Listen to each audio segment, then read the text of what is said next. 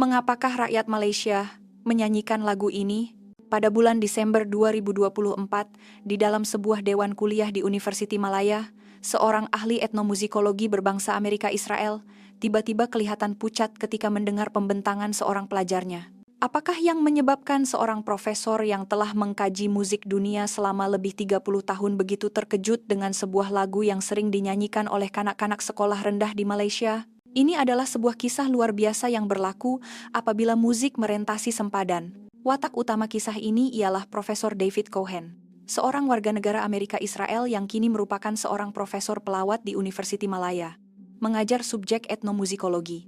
Beliau pernah menjalankan kajian lapangan tentang musik di lebih 50 buah negara, dan merupakan seorang pakar bertaraf dunia dalam bidang kajian tentang bagaimana musik berubah dan merentasi sempadan budaya. Saya telah menghabiskan 30 tahun mengkaji bagaimana musik menembusi benteng budaya dan tersebar. Tetapi apa yang berlaku pada hari itu benar-benar mengubah segala pemahaman saya. Tarikhnya ialah 15 Desember 2024, hari pembentangan hasil penyelidikan tesis para pelajar. Mereka bergilir-gilir membentangkan hasil kajian yang telah mereka usahakan selama setahun. Tajuk kajian saya adalah mengenai evolusi lagu-lagu asing yang diperkenalkan ke sekolah-sekolah rendah di Malaysia selepas era merdeka. Apa yang menarik ialah, terdapat 2 buah lagu yang sehingga kini masih populer dan sering dinyanyikan di banyak sekolah, kata seorang pelajar bernama Aina Sofea. Sejujurnya pada mulanya saya tidak begitu memberikan perhatian, imbas Profesor David. Karena saya beranggapan saya mempunyai pengetahuan yang cukup mendalam tentang pendidikan musik di Malaysia. Lagu pertama ialah Mayim Mayim atau dikenali sebagai tarian unggun api yang sangat terkenal semasa malam kebudayaan atau aktiviti perkemahan pengakap. Sila lihat video sebenar dari sebuah sekolah rendah ini. Pada saat itulah, riak wajah profesor berubah. Nafas saya seakan terhenti serta-merta. Melodi dan tarian yang sedang dinyanyikan oleh kanak-kanak itu. Ia adalah lagu suci yang saya dengar sejak kecil di tanah air saya. Saya tidak mungkin silap. Namun kejutan itu belum berakhir. Lagu kedua ialah Dona Dona. Lagu ini bahkan dimuatkan di dalam buku teks musik dan sama populernya di sekolah. Kejutan Profesor David bertambah hebat. Dona Dona juga? Ini bukan satu kebetulan. Mengapakah kanak-kanak di Malaysia boleh menyanyikan lagu orang Yahudi kami dengan begitu bersahaja? Aina Sofea meneruskan pembentangannya. Perkara yang menarik ialah kedua-dua lagu ini diperkenalkan ke dalam sistem pendidikan Malaysia pada era yang hampir sama dan telah dinyanyikan selama lebih 70 tahun. Namun, tiada kajian terperinci mengenai mengapa kedua-dua lagu ini dipilih dan bagaimana ia boleh begitu sebati dalam masyarakat. Profesor tidak lagi dapat duduk diam. Beliau berdiri. Tunggu sekejap, Cik Aina. Sejauh manakah kajian awak mengenai asal-usul kedua-dua lagu ini? Pelajar itu kelihatan sedikit bingung. Asal-usul? Menurut data, Mayim Mayim adalah lagu tarian rakyat Israel, manakala Dona Dona pula ialah sebuah lagu rakyat Yahudi. Dengan nada yang teruja, Profesor berkata, Cik Aina, awak tanpa sadar telah menemui sesuatu yang amat penting. Kedua-dua lagu ini bukan sekadar lagu rakyat asing biasa. Ia mempunyai makna yang sangat istimewa bagi kami, orang Yahudi. Suasana di dalam dewan kuliah menjadi riuh. Dengan ekspresi yang tegas, Profesor menyambung, mulai sekarang, saya akan merungkai misteri ini. Mengapakah lagu-lagu ini merantau jauh ke Malaysia? Dan mengapa ia begitu disayangi oleh kanak-kanak Malaysia selama lebih 70 tahun? Saya berikrar akan membongkar kebenarannya. Keesokan harinya, di pejabatnya yang dipenuhi dengan timbunan dokumen serta peta dan gambar dari seluruh dunia, Profesor David termenung sendirian. Saya sudah mengkaji selama 30 tahun. Mengapa saya tidak pernah perasan akan hal ini? Baiklah, kita mulakan dengan fakta sejarah yang paling asas. Profesor meneliti 2 naskah skor musik di tangannya. Satu untuk Mayim Mayim dan satu lagi untuk Dona Dona. Penggubah lagu Mayim Mayim ialah Emmanuel Amiran, dicipta pada tahun 1937. Profesor membuka komputernya dan mula mencari maklumat terperinci. Sangat menarik. Lagu ini lahir 11 tahun sebelum penubuhan negara Israel. Ia adalah sebuah lagu yang meluahkan kegembiraan orang-orang Yahudi dari seluruh dunia dalam gerakan Zionisme apabila mereka berjaya menemukan sumber air setelah menggalinya di tanah yang kontang. Wajah Profesor dipenuhi rasa kagum. Mayim dalam bahasa Ibrani bermaksud air. Liriknya dipetik terus dari kitab Yesaya dalam Perjanjian Lama.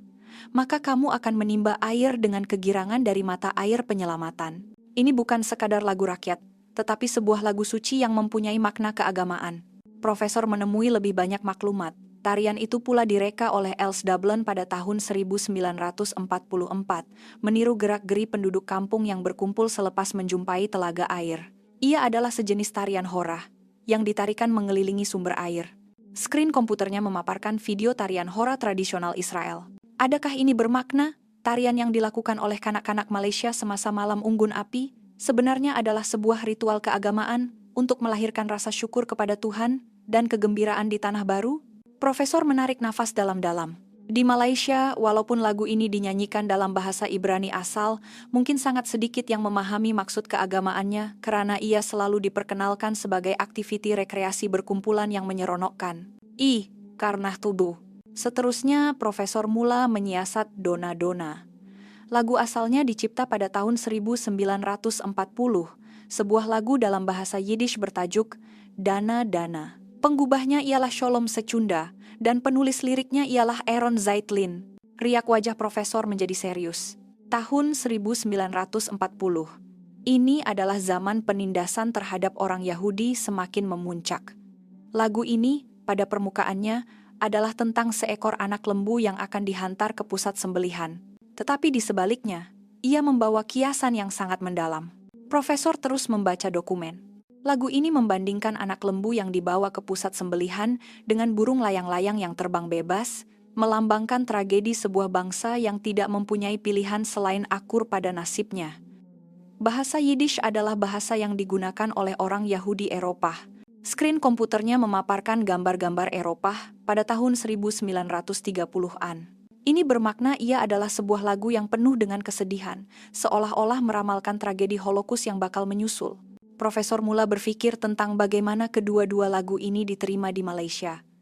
Tetapi yang anehnya, di Malaysia, lagu-lagu ini diterima dengan makna yang sama sekali berbeza. Profesor menemui satu bahan dari program televisi pendidikan Malaysia bertarikh 1965.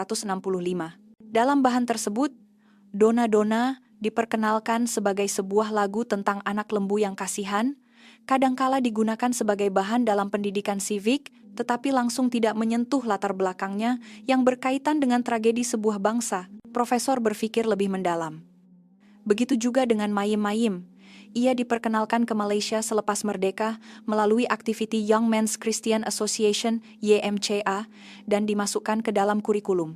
Tetapi makna keagamaan dan kebangsaannya tidak disampaikan. Sebaliknya, ia dipopularkan sebagai tarian rakyat untuk mempromosikan persefahaman antara bangsa. Tiba-tiba, wajah profesor berubah. Tunggu sekejap, ini mungkin bukan satu kebetulan. Mengapakah lagu-lagu asing lain yang diperkenalkan pada era yang sama kebanyakannya telah dilupakan, tetapi hanya dua lagu ini yang terus dinyanyikan selama lebih 70 tahun? Profesor mula membina hipotesis baru. Adakah terdapat makna yang lebih mendalam di sebalik pemilihan ini? Mengapakah lagu orang Yahudi boleh bertapak dalam masyarakat Malaysia pada zaman pasca kemerdekaan? Mungkin selain daripada pertukaran musik semata-mata, ada tujuan lain yang lebih penting. Profesor bertekad untuk merungkai misteri ini. Saya perlu menyiasat dengan teliti tentang reformasi pendidikan musik pada masa itu. Siapa mengapa? Dan dengan tujuan apa lagu-lagu ini dibawa masuk ke Malaysia? Sudah tiba masanya untuk melaporkan hasil siasatan kepada para pelajar. Aina dan pelajar-pelajar lain berkumpul di pejabat profesor. Di dinding, sebuah peta dunia yang ditandai dengan pin pelbagai warna menunjukkan laluan penyebaran musik. Semua, selepas siasatan saya telah menemui fakta yang sangat mengejutkan. Profesor memulakan bicaranya. Apabila musik merentasi sempadan bahasa dan budaya, ia akan berubah dan beradaptasi seperti organisme hidup. Aina bertanya, Profesor, jadi apakah perubahan yang telah berlaku? Kita ambil Mayim-Mayim sebagai contoh. Pada tahun 1937, ia dicipta di Palestina sebelum Israel sebagai sebuah lagu pujian untuk bersyukur kepada Tuhan. Menjelang tahun 1950-an, ia menjadi alat untuk mempromosikan persefahaman antara bangsa di Amerika Syarikat. Dan di Malaysia, ia menjadi lagu untuk memupuk kerjasama berpasukan semasa malam unggun api atau aktiviti rekreasi. Profesor memaparkan 3 babak di skrin. Tarian keagamaan di Israel, aktiviti camp musim panas di Amerika, dan malam unggun api di sebuah sekolah di Malaysia. Melodi yang sama, tarian yang sama, tetapi maknanya sama sekali berbeza. Inilah fenomena sesumpah budaya dalam musik. Seorang pelajar lain mengangkat tangan. Tetapi mengapa perubahan seperti ini berlaku? Soalan yang bagus. Profesor mengambil sebuah artikel kajian psikologi. Ini karena masyarakat penerima akan mentafsir musik tersebut dalam bentuk yang paling mudah mereka fahami. Profesor menganalisis masyarakat Malaysia pasca merdeka. Pada masa itu, masyarakat Malaysia di bawah kepimpinan yang menekankan perpaduan dan semangat kebangsaan, pada masa yang sama turut ingin menjalinkan hubungan dengan dunia antara bangsa. Bentuk tarian bulatan mayim-mayim sangat secocok dengan suasana zaman yang mementingkan keharmonian kolektif dan semangat muhibah. Aina mengangguk setuju. Betul, semasa saya membuat kajian, lagu ini memang diperkenalkan sebagai simbol persahabatan dan kerjasama. Tepat sekali. Dona-dona juga begitu. Pada tahun 1960-an, Malaysia sedang berada dalam fasa pembangunan ekonomi. Suasana masyarakat menekankan kerajinan dan harapan. Tetapi pada masa yang sama, sebagai sebuah negara baru yang pernah melalui zaman perang, wujud kesadaran yang mendalam tentang keamanan, sebuah lagu mengenai anak lembu yang kasihan diterima sebagai alat untuk meluahkan simpati terhadap yang lemah dan hasrat untuk keamanan. Profesor mengetengahkan perkara penting. Ini bermakna, masyarakat Malaysia secara tidak sadar telah menapis makna keagamaan dan kebangsaan lagu-lagu ini, dan hanya mengambil bahagian yang selari dengan suasana sosial dan nilai-nilai mereka sendiri. Profesor menunjukkan data yang lebih menarik kepada para pelajarnya. Tetapi bahagian seterusnya inilah penemuan saya yang paling menakjubkan. Walaupun maknanya berubah, pengaruh lagu-lagu ini terhadap masyarakat Malaysia amat besar. Seorang pelajar menunjukkan riak wajah terkejut. Pengaruh yang bagaimana? Profesor memaparkan data mengenai aktiviti pertukaran antara bangsa Malaysia sejak tahun 1970-an. Dari tahun 1970-an hingga 2000-an, bantuan kemanusiaan antara bangsa dan aktiviti pertubuhan, bukan kerajaan, dari Malaysia meningkat dengan pesat. Lebih menarik lagi, selepas tahun 1980-an, yaitu selepas generasi yang membesar dengan menyanyikan lagu mayim-mayim dan dona-dona menjadi tonggak masyarakat, minat rakyat Malaysia terhadap budaya Yahudi juga turut meningkat. Mata Aina bersinar. Contohnya, kejayaan film Fiddler on the Roof di Malaysia, penyebaran musik klezmer, serta pertukaran budaya yang semakin kerap dengan Israel. Semua ini mungkin bukan kebetulan. Jisar Maneduan Oni. Profesor mengemukakan hipotesis pentingnya kepada para pelajar. Ini bermakna, amalan menyanyikan lagu-lagu ini secara berterusan, selama 70 tahun, mungkin telah menanamkan rasa keakraban terhadap budaya Yahudi dalam minda separa sedar rakyat Malaysia. Benih budaya telah disemai melalui musik. Akhirnya, profesor membuat kesimpulan kepada para pelajarnya. Daripada siasatan saya, jelas sekali ini bukanlah hasil daripada satu kebetulan. Beliau memaparkan keadaan antara bangsa pada tahun 1950-an, penubuhan Israel pada 1948, permulaan Perang Dingin, dan pembangunan Malaysia. Semua ini saling berkaitan. Pada masa itu, banyak pertubuhan Kristen yang membantu Malaysia mempunyai hubungan rapat dengan komuniti Yahudi Amerika. Mereka mungkin mempunyai wawasan jauh untuk membina hubungan antara Malaysia dan komuniti Yahudi melalui musik. Aina bertanya dengan terkejut. Maksudnya, ini semua telah dirancang? Profesor menjawab dengan nada yang mendalam. Ya, ini mungkin salah satu diplomasi musik yang paling berjaya dalam sejarah. Tetapi, perkara yang paling penting ialah keistimewaan negara Malaysia itu sendiri. Beliau menyambung dengan penuh semangat. Malaysia tidak menolak budaya asing, sebaliknya memeluknya dengan mesra. Ia tidak mempersoalkan latar belakang agama atau politiknya, tetapi mencintai musik itu secara tulus. Ini menunjukkan sifat keterbukaan dan daya serap budaya yang unik dalam masyarakat Malaysia. Profesor memandang keluar jendela dan menyampaikan kata-kata terakhirnya kepada para pelajar. Hari ini, di suatu tempat di Malaysia, kanak-kanak masih menyanyikan lagu-lagu ini. Tanpa mereka sadari, mereka sedang mewarisi aspirasi bersama umat manusia, yaitu keamanan dan kewujudan bersama. Aina kelihatan sangat terharu. Kuasa musik sungguh hebat. Ini Sarti, Dujari Sarti. Dengan ekspresi penuh keyakinan, Profesor berkata, selepas 30 tahun menjalankan kajian global, saya telah belajar satu perkara. Tiada tempat lain yang dapat memelihara budaya asing dengan begitu semula jadi dan tulus seperti Malaysia. Sebagai rakyat Malaysia, Anda patut berbangga dengan hal ini. Memang benar, kata Aina.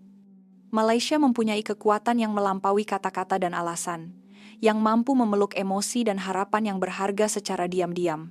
Fakta bahwa mayim-mayim dan dona-dona disayangi selama 70 tahun adalah bukti kehangatan hati dan ketahanan budaya rakyat Malaysia.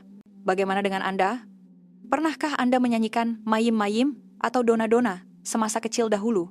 Mungkin pada ketika itulah, pintu ke dunia telah terbuka secara diam-diam di dalam hati Anda.